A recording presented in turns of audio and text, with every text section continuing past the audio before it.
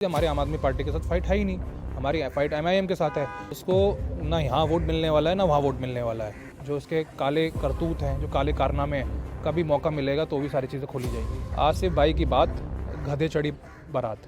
24 घंटे के अंदर अंदर चुनाव जीतने के बाद या तो वो ओखला क्षेत्र छोड़ के चले जाएंगे, नहीं तो जेल की सलाखों के पीछे होंगे। और ये मनीष का दावा है। I have with me BJP candidate from Okhla, Mr. Manish Chaudhary. Manish sir, thanks for talking to NDTV. BJP has never won this Okhla seat. What are the chances now? First of all thank you so much. देखिए, ओखला में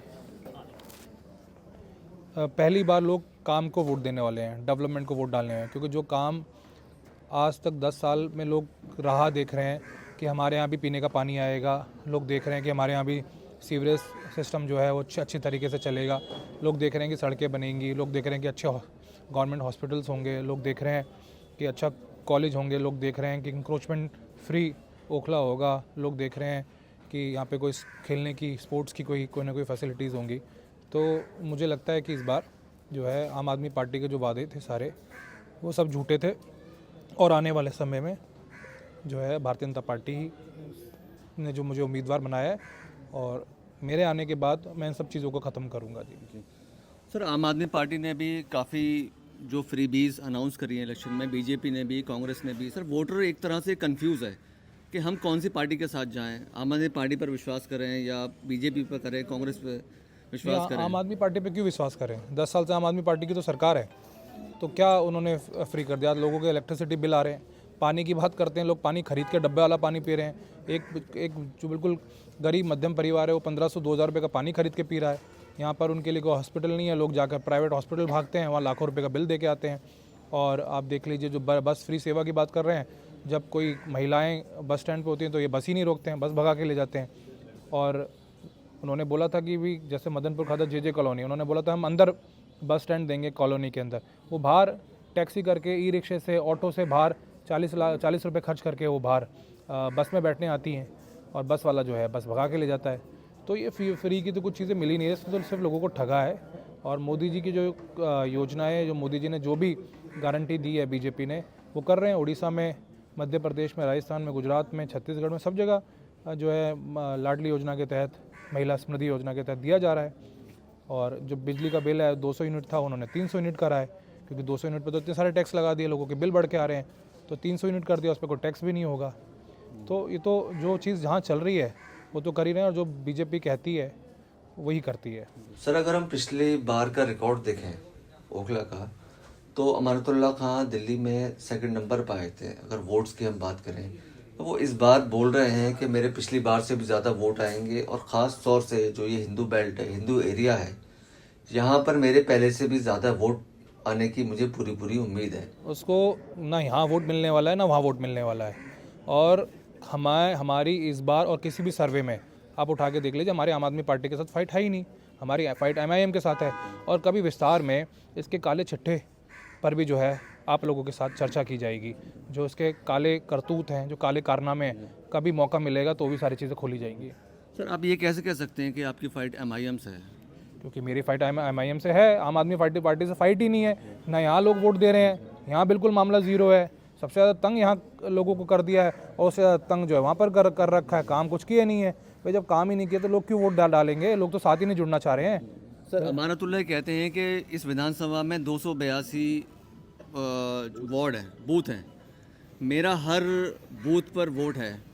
कांग्रेस का ले लीजिए, वो बटलाव शाहीन बाग से खत्म हो जाता है। ओवैसी की बात कर लीजिए तो उनका उधर हो जाता है। ओवैसी जो हैं सर, इतना एग्रेसिवली यहाँ पर कैंपेन कर रहे हैं, वो एक भी उनका प्रोग्राम यहाँ पर इस एरिया में नहीं हुआ, कोई रोड शो नहीं हुआ, वो सारा फोकस उधर कर रहे हैं। देखिए, मुझे इस बारे में जानकारी नहीं है कि वो कहाँ कर रहे हैं, कहाँ नहीं कर रहे।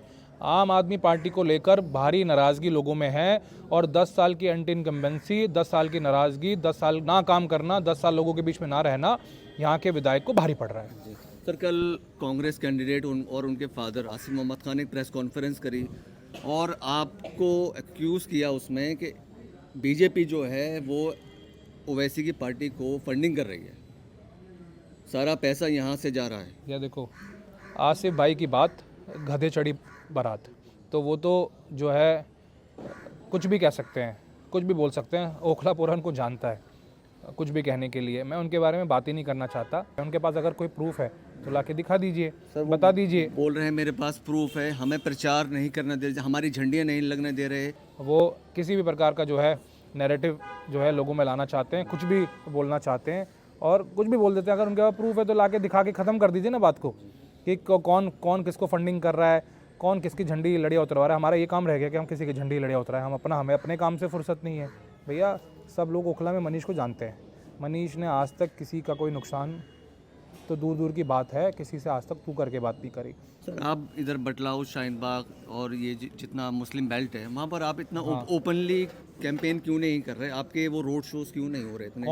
आपका सारा फोकस इधर ही क्यों है? सर आपसे कौन कह रहा है कौन नहीं हो रहे? कल शाहीन बाग में करा, परसों जो है ओखला पट्टी में किया, नून नगर में किया, जो है बटला हाउस में किया, जाकिर नगर में किया। मेरे फेसबुक को सारी अपडेट है, आप जाके पूछ लीजिए। और आज से पहले कभी कोई बीजेपी का प्रत्याशी आया?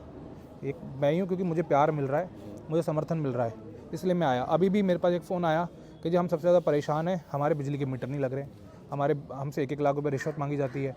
तो यही तो नेक्सस ख़त्म करने के लिए हम आए हैं ना। यही तो नेक्सस ख़त्म करना है कि जो 1-1 लाख रुपए लेकर लोगों को मीटर लगाए जा रहे हैं, वो आने के बाद वो सारा का सारा नेक्सस ख़त्म किया जाएगा। सबके घर बैठ के मीटर लगाए जाएंगे।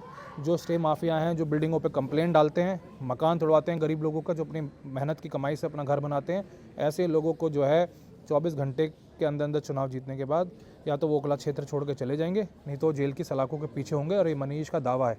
अब जो है ओखला में किसी की जो है मनमानी, किसी के जो है नाजायज़ सताना, ये मनीष के रहते हुए, चाहे वो हिंदू एरिया में हो चाहे वो मुस्लिम एरिया में हो, मैं ये जो है बिल्कुल भी नहीं चलने दूंगा। सर ऐसे देखने में और सुनने में आ रहा है कि जो यहाँ से ब्रह्म सिंह हैं वो भी एक टिकट के दावेदार थे, उनकी बिरादरी जो है और उनके जो जिन लोगों को नहीं टिकट मिला है उनसे आपको समर्थन नहीं मिल रहा है उस तरह से? देखिए, खुला समर्थन मिल रहा है, खुले मंच में वो हमारे साथ हैं। भारतीय जनता पार्टी के वो निगम पार्षद हैं, हमारे बड़े हैं, रिश्ते में वो मेरे दादा लगते हैं, मैं उनका पोता लगता हूँ। सब लोग खुल के चुनाव लड़ा रहे हैं। फेसबुक मीडिया के माध्यम से आप जान सकते हैं, हर मंच पे वो हमारे लिए प्रचार कर रहे हैं। और आज शाम की भी उन्होंने मीटिंग कराई हुई हाल ही में, उसमें श्री रामवीर सिंह मथुर जी को बुलाया हुआ है। ठीक है sir, thank you so much.